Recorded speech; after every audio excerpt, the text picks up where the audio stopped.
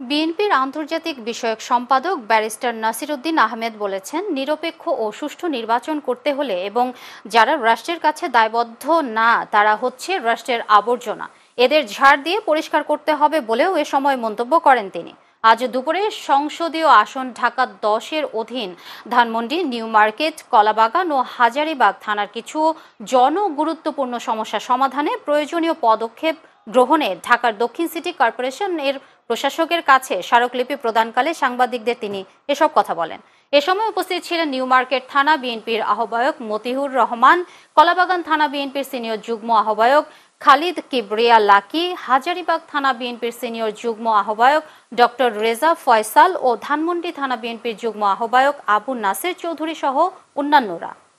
নিরপেক্ষ দল, নিরপেক্ষ সরকারি কর্মকর্তা, প্রশাসনের লোকজন বলেন, পুলিশ প্রশাসন বলেন, তাদেরকে নিয়োজিত করবেন যেন নিরপেক্ষভাবে একটি নির্বাচন অনুষ্ঠিত হতে পারে। পতিত স্বৈরাচারের দোসর যারা আছেন, কিংবা এই যে প্রশাসক সাহেব যেই কথাটা বলেছেন, যাদের জনগণের কাছে কোনো কমিটমেন্ট নাই, এনারাই হচ্ছেন রাষ্ট্রের আবর্জনা। আমরা ঝাড়ু দিয়ে রাস্তা পরিষ্কার করি।